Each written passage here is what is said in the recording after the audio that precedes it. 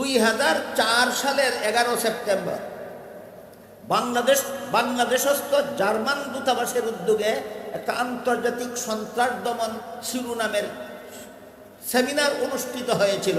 সেখানে জার্মান থেকে প্রফেসর হ্যান্সকে প্রধান বক্তব্য প্রদান করার জন্য আনা হয়েছিল। প্রধান বক্তব্যে প্রফেসর হ্যান্স খ্রিস্ট ধর্মে বিশ্বাসী প্রফেসর হ্যান্স তার বক্তব্যে বলল, ইসলাম ধর্মটাই একটা সন্ত্রাসী ধর্ম। ইসলামের নবী মুহাম্মদ নিজেই ছিল সন্ত্রাসী। বলেন, এই বক্তব্যটাকে অস্ত্র সন্ত্রাস বলবেন না তথ্য সন্ত্রাস? এটা অস্ত্র সন্ত্রাস নয়, এটা তথ্য সন্ত্রাস। ইসলাম ধর্ম সন্ত্রাসী ধর্ম নয়। আমার হাতে সময় নাই, নাইলে আমি চোখে আঙ্গুল দেয়া দেখাই দিতাম লাল কুত্তার দলের। খ্রিস্টান ধর্মটাই হইল সন্ত্রাসী ধর্ম। মাত্র সামান্য একটু আবার নেই, শুনেন। ইসলাম ধর্মাবলম্বীদের মধ্যে নবীর সবচেয়ে আদরের একজন মহিলা ছিলেন হযরত ফাতেমা রাদিয়াল্লাহু তাআলা। হযরত ফাতেমা নবীর আদরের মেয়ে। বলেন তো, একজন সাধারণ মুসলমানের প্রতি যে পরিমাণ দয়া মায়া ছিল, নবীর ফাতেমার প্রতি এর থেকে কম ছিল নাকি? বেশি ছিল। সেই ফাতেমাকে নবী বলেন, সহিহ বুখারী শরীফের হাদিসে উল্লেখ আছে, ইয়া ফাতেমা আনকিযি নাফসাকে মিনান নার। ও ফাতেমা, নবীর ঘরে জন্ম হইলে জাহান্নাম থেকে বাঁচা যায় না। জাহান্নাম থেকে বাঁচতে হইলে নবীর পথে জীবনযাপন করতে হয়। তাহলে নবীর পথে জীবনযাপন করতে হয়। যেই নবী নিজের মেয়েকে বলেন, এই নবীর উম্মত সন্ত্রাসী হতে পারে? এই নবীর উম্মত সন্ত্রাসী হতে পারে না। এবার আমি আপনাদেরকে একটু আবার দেওয়ার চেষ্টা করব। খ্রিস্টানদের ধর্মটাই সন্ত্রাসী। খ্রিস্টানদের ধর্মটাই সন্ত্রাসী। এটাও আমি গতকাল অথবা পরশু বলেছি। খ্রিস্টান মিশনারি বাংলাদেশের পক্ষ থেকে যত বই প্রকাশিত হয়েছে, এর মধ্যে একটা বইয়ের নাম আছে কুরআনের আলোকে বেহেশতে যাওয়ার পথ। এই বইয়ে বাংলাদেশের বাংলা ভাষাভাষী খ্রিস্টানেরা লিখেছে যে দুনিয়ার যে কোনো মানুষ শুধুমাত্র যিশুকে আল্লাহর পুত্র বিশ্বাস করবে, সে যত চুরি করুক, যত ডাকাতি করুক, যত খুন খারাপি করুক, যত সন্ত্রাস করুক, যত বদমাশি করুক, যত দুর্নীতি করুক, যত জালিয়াতি করুক, যিশুকে আল্লাহর পুত্র মানার কারণে সব মাফ। যাদের ধর্ম বিশ্বাস হইল শুধু যিশুকে আল্লাহর পুত্র বিশ্বাস করলে যত অপরাধ করবে, যত মানুষ খুন করবে, যত সন্ত্রাসী কর্মকাণ্ড করবে, সব মাফ। সেই ধর্মে সন্ত্রাস নিষিদ্ধ না সন্ত্রাসের দরজা খোলা? সুতরাং প্রফেসর হ্যান্স অথবা তার পা চাটা গুলামদের বলে দিচ্ছি, ইসলাম সন্ত্রাসী ধর্ম নয়, খ্রিস্টান ধর্মটাই সন্ত্রাসী ধর্ম। আমি শুধু আপনাদেরকে একটা কথা বোঝাবার জন্য কথাটা বলেছি, সেটা হলো এই যে বলে গেল ইসলাম ধর্মটাই সন্ত্রাসী ধর্ম, ইসলামের নবী মুহাম্মদ নিজেই ছিলেন সন্ত্রাসী। এটা অস্ত্র সন্ত্রাস না তথ্য সন্ত্রাস? এই দুই রকম সন্ত্রাস দমনের জন্য ইসলামে জেহাদ বিধান প্রদান করা হয়েছে। কেউ যদি কোনো মুসলমানের উপর অস্ত্র নিয়ে হামলা করে না, দল বেঁধে, কেউ যদি মুসলমানদের বিরুদ্ধে ভুল তথ্য ছড়ায় না, কেউ যদি ইসলাম ধর্মেরও বদনাম করে না, তাহলে স্বাধীনভাবে সারা জীবনভর শান্তিপূর্ণভাবে সে তার ধর্ম পালনের সুযোগ পায় মুসলমান শাসিত দেশেও। এরা হইল শান্তিপ্রিয় অমুসলিম। যে সমস্ত অমুসলিমরা মুসলমানের সমাজে বাস করে, মুসলমানদের দেশে বসবাস করে, দেশের বৈধ নাগরিকত্ব নিয়ে মুসলমান সমাজে যে সমস্ত অমুসলমানরা বসবাস করে, এরা যদি মুসলমানদের বিরুদ্ধে তথ্য সন্ত্রাস ছড়ায় না, এরা যদি ইসলামের বিরুদ্ধে তথ্য সন্ত্রাস ছড়ায় না, তাহলে এদের বিরুদ্ধে জেহাদ চলে না। এদেরকে শান্তিপূর্ণভাবে এদের ধর্ম পালনের সুযোগ সুবিধা আল্লাহর বিধানে শাসিত দেশেও রয়েছে। তাহলে ইসলামের জেহাদ বিধান শুধু দুই প্রকার সন্ত্রাস দমনের জন্য, একটা হইল অস্ত্র সন্ত্রাস আর একটা হইল তথ্য সন্ত্রাস। বুঝলেন তথ্য সন্ত্রাসের উদাহরণ? এই যে প্রফেসর হ্যান্সে 2004 সালের 11 সেপ্টেম্বর ঢাকাস্থ জার্মান দূতাবাসে দাঁড়িয়ে বলে গেল, ইসলাম ধর্মটাই সন্ত্রাসী ধর্ম, মুসলমানের ধর্মটাই সন্ত্রাসী ধর্ম। কাজেই কোনো মুসলমানকে হামলা করে ধ্বংস করার জন্য নতুন কোনো অপরাধের দরকার নাই, তোমার ধর্মই সন্ত্রাসী ধর্ম, এইটাই তোমাকে সন্ত্রাসী হামলা চালাবার জন্য যথেষ্ট। এই বক্তৃতাটা অস্ত্র সন্ত্রাস জন্য হবে না তথ্য সন্ত্রাস।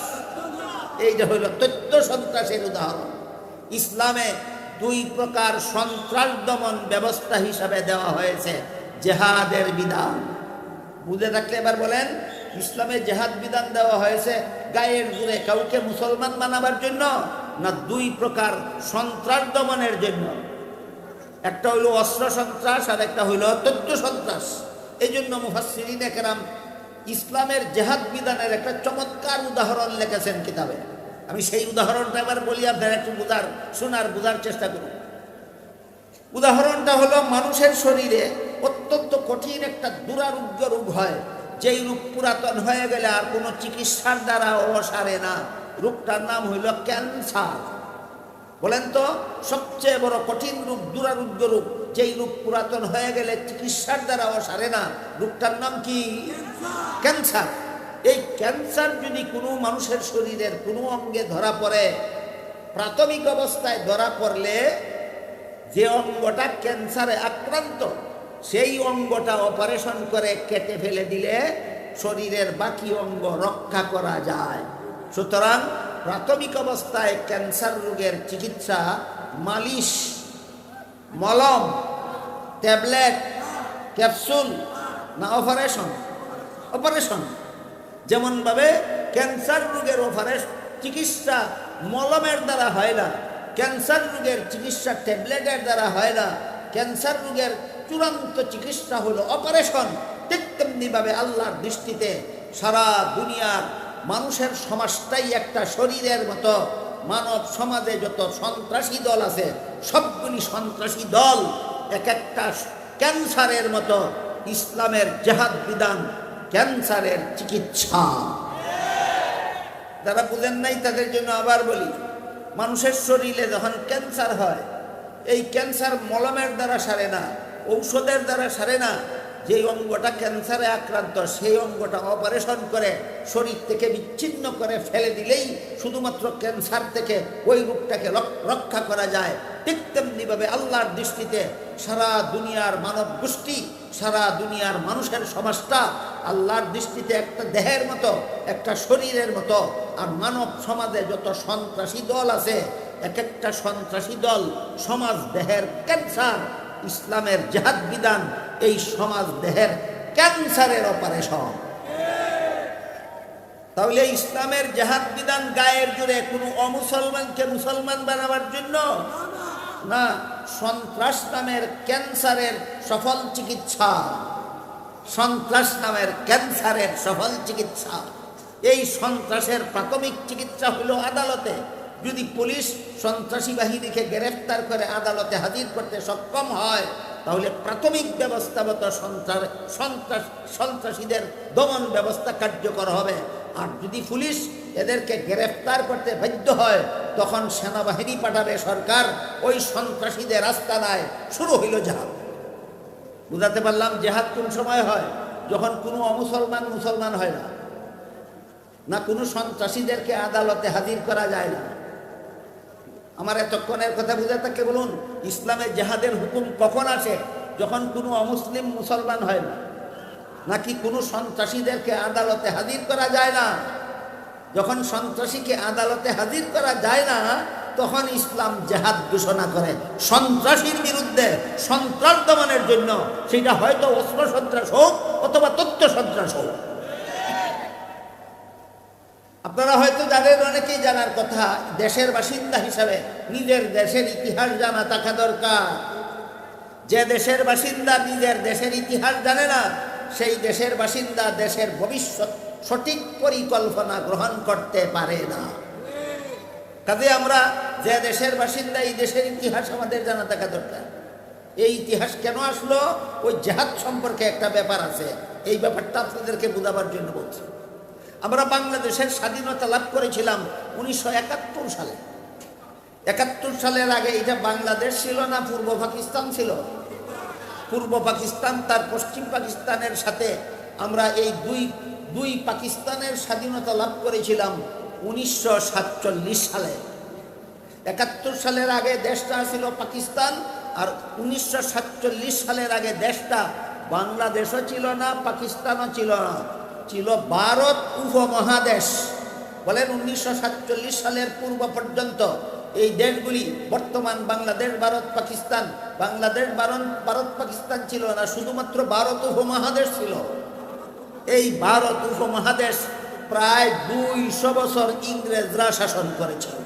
বুঝে থাকলে বলুন, অখণ্ড ভারত উপমহাদেশ ইংরেজরা শাসন করেছিল কতদিন? 200 বছর। 200 বছর আগে সমস্ত ভারত উপমহাদেশ মুসলমানেরা শাসন করত। আমি কি ইতিহাসটা খুব শর্টকাটে আপনাদেরকে বোঝাতে পারতেছি? বলেন তো, এই 1947 সালে আগে আরো 200 বছর ইংরেজ শাসন করেছিল আমাদের উপমহাদেশটা। তাদের 200 বছরের আগে সমস্ত উপমহাদেশ কারা শাসন করত? মুসলমান শাসনকর্তারা শাসন করত। এদের মধ্যে একজন শাসনকর্তার নাম ছিল বাদশাহ আলমগীর। একজন শাসনকর্তার নাম ছিল বাদশাহ আলমগীর। ইতিহাসের পাতায় তার একটা উপাধি লেখা থাকে, ফকির বাদশাহ। বাদশাহ আলমগীরের উপাধি কি? বাদশাহ, ফকির বাদশাহ। কেন? ইতিহাসে ব্যাখ্যা দেওয়া আছে। ইনি সমগ্র ভারত উপমহাদেশের শাসনকর্তা হয়েও দেশ শাসন আল্লাহর বিধান মতে করতেন। সরকারি তহবিল থেকে কোনো বেতন ভাতা গ্রহণ করতেন না। নিজের হাতে টুপি সেলাই করে পাইকারি বিক্রি করতেন দোকানে, আর এই টুপি বিক্রি করা মুনাফার দ্বারা বাদশাহ আলমগীর নিজের সংসার চালাতেন। এবার আপনারাই বলুন, নিজের হাতে টুপি সেলাই করে বিক্রি করে সংসার চালাইলে রাজার মতো ধন সম্পদ থাকবে বাড়িতে, না ফকিরের মতো অবস্থা? এই জন্য বাদশাহ আলমগীরের উপাধি ইতিহাসে লেখা আছে কি? বাদশাহ, ফকির বাদশাহ। বাদশাহ আলমগীরের মরণের দিন 2 টাকা 4 টাকা 8 পয়সা তার সারা জীবনের উপার্জনের তহবিল ছিল। বাদশাহ আলমগীরের মরণের দিন ক টাকা ক পয়সা? 4 টাকা 8 পয়সারে তখন 2 আনা কইতো, 2 আনা। 4 পয়সায় হইতো 1 আনা, 8 পয়সায় 2 আনা। 8 পয়সা, 4 টাকা 8 পয়সা তার সারা জীবনের টুফির ব্যবসার তহবিল ছিল। এর দ্বারা বাদশাহ আলমগীরের কাফন দাফনের ব্যবস্থা করা হয়েছিল। আমি কি ইংরেজের 200 বছর শাসন করার আগে একজন মুসলমান শাসনকর্তার সংক্ষিপ্ত পরিচয় আপনাদেরকে দিতে পারলাম। সেই বাদশাহ আলমগীর ভারত উপমহাদেশের বড় বড় বিজ্ঞ মুফতি সাহেবগণের সহযোগিতায় পৃথিবী বিখ্যাত একটা ফতুয়ার কিতাব রচনা করেছেন। অনেকেই জানতে পারেন সেই কিতাবের নাম বাদশাহ আলমগীরের নামে নামে ফতুয়ায়ে আলমগীরি। ফতুয়ায়ে আলমগীরি। ওই সমস্ত মুসলমান শাসনকর্তারা যখন সমগ্র ভারত উপমহাদেশ শাসন করতেন, তখন সমগ্র ভারতে প্রায় 12 লক্ষ মাদ্রাসা ছিল। বলুন কতটা? একটা মাদ্রাসাও বর্তমান সিস্টেমের আলিয়া বা কওমি ছিল না। বর্তমান পদ্ধতির আলিয়া মাদ্রাসা সরকারি অনুদান ছাড়া অচল। বর্তমান সমাজের কওমি মাদ্রাসা পাবলিকের চান্দা ছাড়া অচল। কিন্তু মুঘল আমলে সমগ্র ভারত উপমহাদেশে যে 12 লক্ষ মাদ্রাসা ছিল, না সরকারি অনুদানের দরকার হইতো, না কম বা জনগণের চান্দার দরকার হইতো, বরং সবগুলি মাদ্রাসার নামে ওয়াকফ সম্পত্তি ছিল। সম্পত্তির আয়ের দ্বারাই মাদ্রাসার সারা বছরের ব্যয়ভার বহন করা হতো। বুঝে থাকতে বলেন, ইংরেজরা এই দেশটা দখল করার আগে মুসলমান শাসনকর্তারা যে সমগ্র ভারত উপমহাদেশ শাসন করতেন, এই দেশে 12 লক্ষ মাদ্রাসা বর্তমান পদ্ধতির কওমি পদ্ধতির ছিল, না আলিয়া পদ্ধতির ছিল, না স্বয়ং সম্পূর্ণ ছিল? স্বয়ং সম্পূর্ণ ছিল। তখন ব্রিটিশ খ্রিস্টানেরা ব্যবসা করার বাহানায় আমাদের উপমহাদেশে আগমন করে। আগমন করার পরে চলে বলে কলে